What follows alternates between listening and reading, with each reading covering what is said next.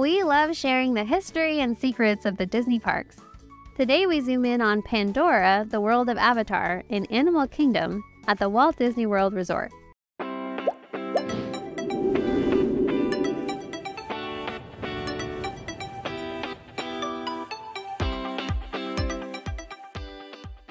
Pandora, the world of Avatar, opened at Animal Kingdom in May of 2017. But it was way back in 2011 that Bob Iger and Tom Staggs sat down with Avatar director James Cameron and agreed to build the land of Avatar. The film itself had come out in 2009 and was stated to have sequels in the future, but there was only one Avatar film out at the time.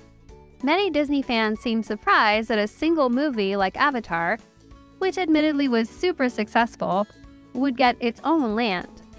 It turns out the timing of Disney planning the world of Avatar corresponded quite closely with the Universal Studios' major success with the Wizarding World of Harry Potter. The land of Avatar in particular gave us a more obvious look into the behind-the-scenes competitive nature of the theme park industry. Let's quickly look at what happened with Harry Potter making its way to theme park lands in the first place. For starters, the rights to the Harry Potter franchise had been acquired by Warner Brothers. It was actually Disney that entered into negotiations with Warner Brothers and J.K. Rowling for the theme park rights to Harry Potter. In fact, Rowling signed a letter of intent with Disney in 2004 to develop an area in Fantasyland in the Magic Kingdom at Disney World. The story goes that Disney pulled out of this deal because J.K. Rowling wanted to have final, creative decision-making authority. But other rumors suggest that Disney's plans for a Harry Potter area were small-scale and underwhelming to Rowling, and she backed out.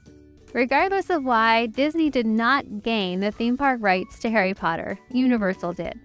Universal announced the new Harry Potter land in 2007 and spent $200 million to make sure it was completely immersive and very impressive when they opened in 2010. Interestingly, the new Harry Potter world development was led by a former Disney Imagineer who had learned from the famous Disney Imagineer, Joe Rohde. Universal had a huge success with the Wizarding World of Harry Potter, so much so that in 2010, Universal attendance had skyrocketed since the prior year, and Disney's Florida theme park attendance had dipped down. It's safe to say Disney took notice. The very next year, in 2011, is when Bob Iger and Tom Staggs met with James Cameron about making an Avatar-themed land. Even James Cameron is said to have thought Disney was approaching him about a single Avatar attraction. He was even reportedly surprised they wanted to develop an entire land. Disney and Lightstorm Entertainment, James Cameron's production company, started developing the plans for Pandora, and construction began in 2014. On the Disney team, design and development was led by the famous Joe Rohde, who remember had taught the former Disney Imagineer who developed the Wizarding World of Harry Potter. It's interesting to see how far Disney Imagineering has been influential, even at other theme parks. Of course, Joe Rohde had been the lead Imagineer for all of the Animal Kingdom park, so it seems natural that he would also lead the development of the new Pandora land. One of the coolest things about Pandora is seeing the floating mountains. Even Joe Rohde was challenged with how to pull off floating mountains. But eventually the idea he used was to make steel supports that look like vines hanging off the mountains. Rohde had some of his designers travel to rainforests in Hawaii to study the plant life, while his team of rock carvers, some of whom had worked on the Wizarding World of Harry Potter, flew to China's Zhangji National Forest Park to study its peaks. Disney used its classic forest perspective to make the 150-foot mountains appear larger. But even at that height, it took over a year to complete the foundation and steel structure for these mountains. It's amazing today to see how well the Disney Imagineers were able to pull off mountains that really seem to float. The Valley of Moara doesn't just have floating mountains to be impressed by. There are also lots of exotic, manufactured plants, alongside real plants, that light up with what looks like bioluminescence at night. The effect makes it worth visiting Pandora during the day and again at night. Actually, the plants required so much electricity that each one had to have its own control box, which Imagineers hid in nearby tree stumps and behind the real plants. There are so many plants, in fact, that the Avatar website has a guide to the local flora and fauna of the Moara Valley that you can download and use to try and spot various plant species. The e-ticket attraction that can be found in the land is Avatar Flight of Passage, where you fly on the back of a banshee on an exhilarating tour of the Avatar moon. According to Disney, bonding with a banshee is a crucial step in the life of a Na'vi hunter on Pandora, and flying on the back of one of these powerful creatures is an important rite of passage. The ride system is similar to Soarin' in the sense that there are 3 levels of seating that watch the large screen. The ride vehicle is very different though. You sit in a link seat that looks sort of like a motorcycle seat, and a back pad comes up to hold you in place.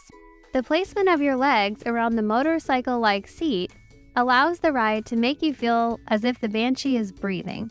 You'll also experience scents on the ride, another similarity to Soarin'. Unlike Soarin' though, the music doesn't start right away and guide your experience. The music on Flight of Passage starts a bit after your ride begins and then gains slowly as you start the flight, so you don't notice it in the same way as with Soarin'. The music for the ride was composed by James Horner and Simon Franklin. Horner was actually also the one who arranged the music for Titanic, another of James Cameron's major films. The ride mixes motion simulator technology with 3D video, haptic vibration, and multi-sensory effects. It even won the 2018 VES Award for Outstanding Visual Effects in a Special Venue Project. Because of the complexity of the ride and how real Disney wanted to make it, they brought in Weta Digital to partner with Disney Imagineering and Lightstorm Entertainment. Weta Digital helped with the main attraction footage and animation for the queue. Weta even developed a new software and a new omnidirectional CG lens for this ride. Interestingly, Weta Digital was not at all new to working on attractions. In fact, Weta had previously worked on the King Kong 360 3D ride at Universal Studios, which also had won a VES award for Outstanding Visual Effects in a Special Venue Project back in 2010. As the e-ticket attraction in Pandora, Flight of Passage is extremely impressive and doesn't disappoint. Na'vi River Journey is the second attraction in the Pandora Land area. It's a dark ride attraction that takes riders through the Casbapan River of Pandora. Although this ride isn't marketed as an e-ticket attraction or anything, it still has left many fans a bit underwhelmed. Essentially, the ride is beautiful and takes guests through a bioluminescent rainforest-like river. The problem is that's sort of it. There are only 2 Na'vi people who appear in the ride, one near the beginning, and then the impressive animatronic Shaman of Songs near the end. Many guests wanted to see more Blue Avatar characters throughout the ride. And there is no drop. We all would have liked a ride drop. Even a small one like in Frozen Ever After, the ride just seems like it's missing something. Although the ride itself gets mixed reviews, the Shaman of Songs animatronic is really impressive. Disney has even said it was the most complicated audio animatronics figure ever created by Walt Disney Imagineering. They even based the animatronics movements on performances by motion capture actors from the original Avatar film. It was also designed with changeable heads, arms, and hands for easier maintenance. Maintenance was on the Imagineers' mind from the start, actually, as they designed and tested over several years to ensure consistency and that the animatronic would remain up and running with daily use. Although the animatronic does break down, it is fairly rare considering it operates almost 16-hour days, 365 days a year. Overall, the ride is beautiful and the animatronic is impressive, but it's missing something. Some more characters, or maybe even a minor thrill factor.